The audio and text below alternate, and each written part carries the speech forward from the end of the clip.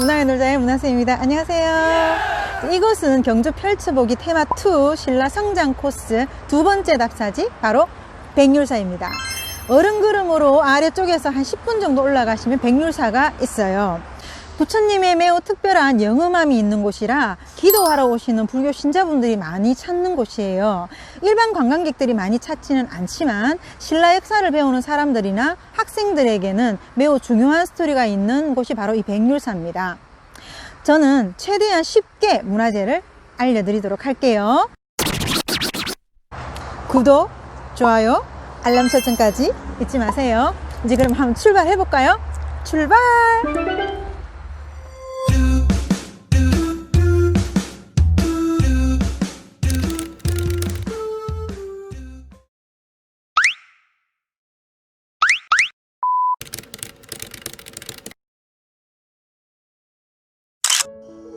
바로 이곳이 백률사입니다. 아주 작고 아담한 절이죠. 저번 영상 법홍항과 아주 밀접한 연관성이 있는 곳이랍니다. 법홍항 하면 불교를 빼놓을 수가 없기 때문에 신라 불교에 대해서 조금만 알고 갈게요. 신라 불교를 처음 가지고 온 사람은 무코자라는 승려인데 불교를 국교로 삼고자 했던 왕은 법홍항입니다. 그것을 이룰 수 있게 순교를 한 사람이 바로 왕의 남자 이차돈이죠. 이 세 사람을 신라불교 3대 인물로 기억하고 갈게요. 이차돈의 이름은 염촉이라고도 합니다. 왕의 친척으로서 왕 가까이서 왕을 보필하고 있는 벼슬에 있었죠. 불교 공인으로 인해 귀족들의 반대에 고심을 하고 있던 법홍항에게 자신이 죽음으로써 귀족들의 반대를 막을 수 있을 거라고 그렇게 해달라고 간청을 합니다. 나라를 위해서 죽는 것은 신화된 도리요, 임금을 위하여 죽는 것은 백성의 바른 뜻이라고 말하면서 자신이 천경림이라는 숲에 절을 짓기 시작하면서 법을 어겼다라고 해서 자신을 처단하라고 합니다. 왕은 망설이게 되죠. 그러나 거듭되는 이차돈의 설득을 받아들이게 됩니다. 그 과정은 사료마다 조금씩 차이는 있습니다. 어느 날 신라 사람들이 너무너무 신성하게 생각을 하는 천경림이라는 숲에 절이 올라가기 시작하는 겁니다. 그렇게 반대하던 절인데 만들어지기 시작하는 거죠. 거기다가 이차돈이 왕이 시켜서 천경림의 불사를 시작했다는 소문이 나돌기 시작을 합니다. 여기서 불사는 부처님께 촛불을 켜고 기도를 하고 하는 겁니다. 왕이 명령을 내렸다라는 것만 가지고도 귀족들은 반발을 하게 되고 왕에게 막 따지게 되죠. 왕은 명령을 내린 적이 없다고 말하고 갖가지 형틀을 준비해서 이차돈을 잡아들입니다. 많은 귀족들 사이에서 이차돈은 천경림 불사는 부처님의 뜻에 따라서 내가 시작을 했고 부처님 법을 행하면 나라가 평안해지고 국운이 일 텐데 무슨 죄가 있느냐라고 받아칩니다. 그리고 부처님이 계시다면 내가 죽은 후에 반드시 무언가가 일어날 것이다 라고 말하면서 목이 베입니다. 그런데 그때 그 베어진 목에서 우윳빛깔 흰 피가 하늘로 솟구치고 하늘은 어두워지면서 석양이 빛을 모두 감춰버리고 땅이 막 흔들리면서 꽃비가 막 떨어지는 거예요. 이렇게 자연현상들이 막 일어나요. 귀족들은 그제서 엎드려서 두려워하면서 부처님의 존재를 받아들이게 됩니다. 베어진 염촉의 목이 날아가서 북망산 서쪽에 떨어졌다고 하는데 그곳에 자추사라는 절을 짓게 되거든요. 그 자추사가 바로 이곳 백률사입니다. 어마무시한 성지죠. 이곳 백률사 스토리는 또 하나가 있습니다. 신라에는 보물이 3개가 있거든요. 신라 보물에 대해서는 다시 제가 알려드릴게요. 백률사에는 잃어버렸던 신라 보물 중에서 만파식적을 되찾은 곳이기도 합니다. 신라 효소왕에게는 부래랑이라는 신하가 있었거든요. 이 부래랑은 안상이라는 친구와 굉장히 친했어요. 이 둘은 나들이를 갔다가 부래랑만 그만 오랑캐에게 붙잡히고 맙니다. 다른 사람들은 모두 돌아왔는데 이 안상만 친구를 쫓아 막 부하러 갑니다. 그런데 그때 신라에서는 엄청 큰 일이 벌어집니다.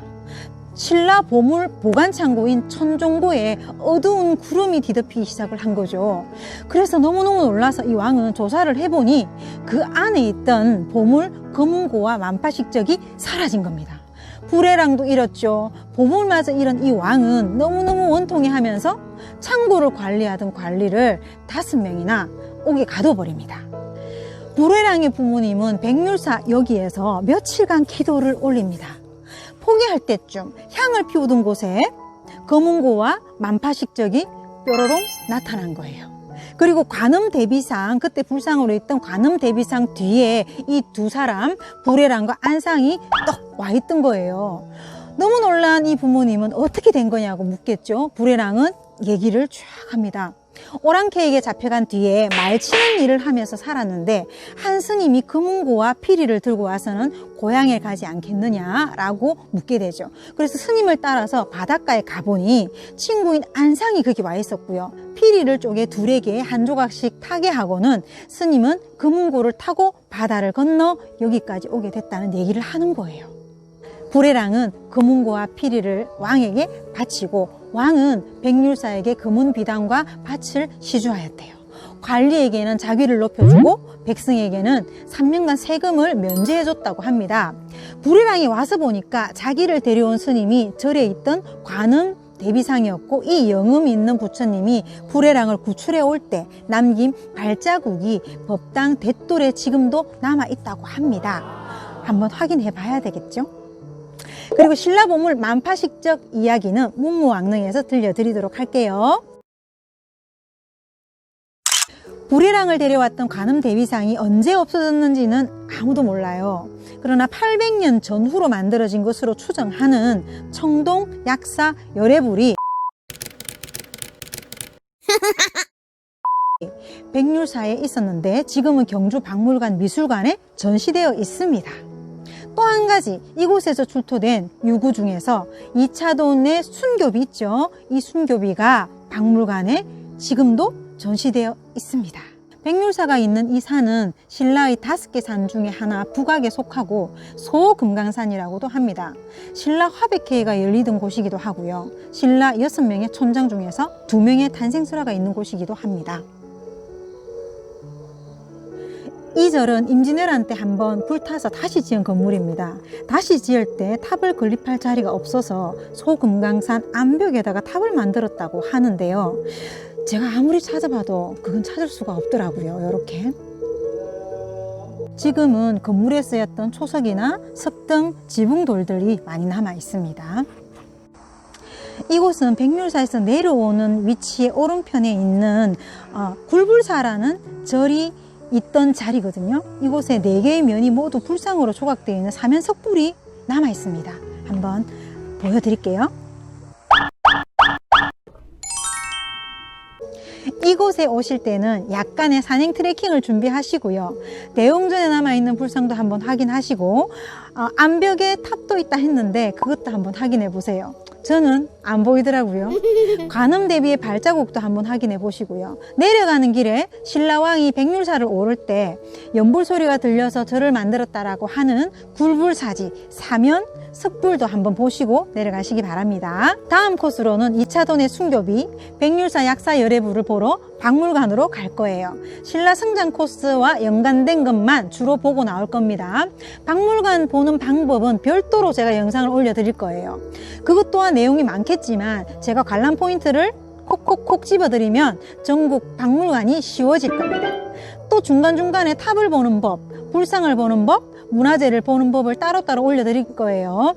더 많은 사람들이 우리 문화재가 쉬워지는 그날까지 화이팅 할게요. 아는 만큼 보이고 보이는 만큼 사랑하게 됩니다. 문화야 놀자의 문화쌤이었습니다. 안녕.